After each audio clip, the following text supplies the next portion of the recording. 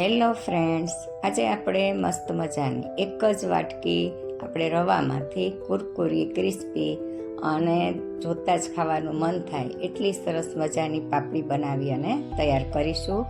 માત્ર અડધી જ કલાકમાં બની અને તૈયાર થઈ જાય છે અને ડબ્બો ભરીને તમે ગમે ત્યારે ચા સાથે નાસ્તામાં બાળકોને ગમે ત્યારે આપી શકો છો. તો આ રીતે હું એક વાટકી રવો લઉં છું અને તેને સરસ રીતે ચાળી અને આપણે પહેલાં તૈયાર કરી લેશું, જેથી એમાં કોઈ પણ પ્રકારના મોટા પાર્ટિકલ્સ હોય અથવા કચરું હોય તો દૂર થાય. અને સાથે આપણે તેને મિક્સર જારમાં લઈ અને સરસ મજાનો ફાઇન પાવડર બનાવી લેશું. અને હવે આપણે તેમાં મસાલા કરી લઈએ. તો અહીં મેં થોડી કસૂરી મેથી લીધી છે અને હાથેથી ક્રશ કરી અને સરસ ભૂકો થાય એ રીતે ઉમેરી દઈશું. જરૂર મુજબ અહીં મીઠું ઉમેરશું, 2 થી 3 ચમચી જેટલું તેલ ઉમેરશું મોણ માટે, અને થોડા ચટપટા સ્વાદ માટે આપણે ચીલી ફ્લેક્સ ઉમેરશું અને 1 ચમચી જેટલા તલ ઉમેરશું. બધું સરસ રીતે મિક્સ કરી અને દરેક કણમાં તેલ ચડી જાય એ રીતે આપણે સરસ મોણની જેમ આપણે મિક્સ કરી લેવાનું છે. અને જરૂર મુજબ પાણી ઉમેરતા જઈ અને ઢીલો લોટ બાંધી અને તૈયાર કરવાનો છે. તો તમે જોઈ શકો છો કે આપણો લોટ છે સરસ રીતે બંધાઈ ગયો છે અને આપણે 10 મિનિટ સુધી તેને રેસ્ટ આપીશું. ત્યારબાદ સહેજ તેલવાળો હાથ કરી અને આપણે આ રીતે સરસ તેને પૂણી લેશું. હવે આ રીતે લોટમાંથી આપણે 2 ભાગ કરી લેશું અને તેને આ રીતે લંબગોળ શેપ આપી અને તેને ચપ્પુની મદદથી જેવડી આપણે પાપડી બનાવી છે એ સાઈઝના આપણે લુવા તૈયાર કરી લેશું.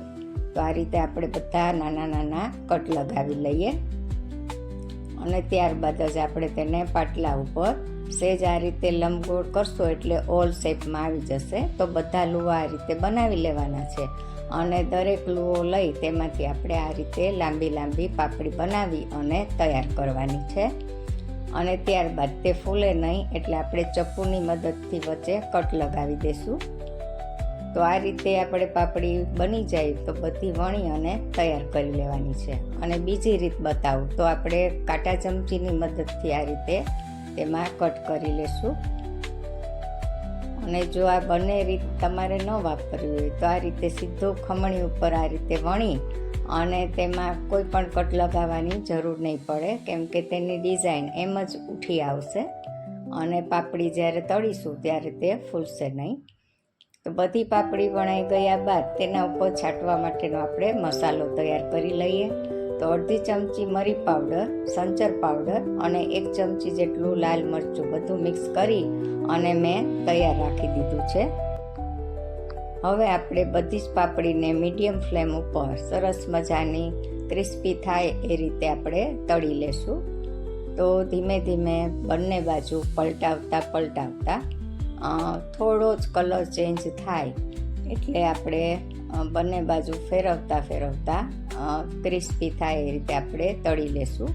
અને લગભગ 1 મિનિટ જેટલો આપણે સમય અહીં લાગશે, કેમ કે આપણી જે પાતળી વણેલી પાપડી છે એટલે પાતળી હોવાથી તે ઝડપથી સરસ ચડી જશે અને ક્રિસ્પી થઈ જશે. અને બહાર તેલમાંથી કાઢી અને તરત જ આપણે જે મસાલો બનાવ્યો છે તે એના ઉપર સ્પ્રિંકલ કરી દઈશું. તો આ રીતે આપણી મસ્ત મજાની ચટપટી ક્રિસ્પી કુરકુરી પાપડી બની અને તૈયાર થઈ જાય છે ને ખૂબ જ સરસ અને સહેલી રેસીપી. તો આ રીતે બનાવી અને ચોક્કસથી ટ્રાય કરજો. તો આ રીતે આપણે બધી જ પાપડી તળી લેશું અને માત્ર એક જ વાટકી રવામાંથી ના કોઈ લોટ ના મેંદો અને ખૂબ જ સરસ મજાની આપણી પાપડી બની અને તૈયાર થાય છે. તો ચોક્કસથી એકવાર બનાવજો અને બાળકોને નાના મોટા સૌને ખૂબ જ ભાવશે. જુઓ કેટલી સરસ બની છે, જોતાં જ આપને ખાવાનું મન થઈ જાય, બરાબર ને?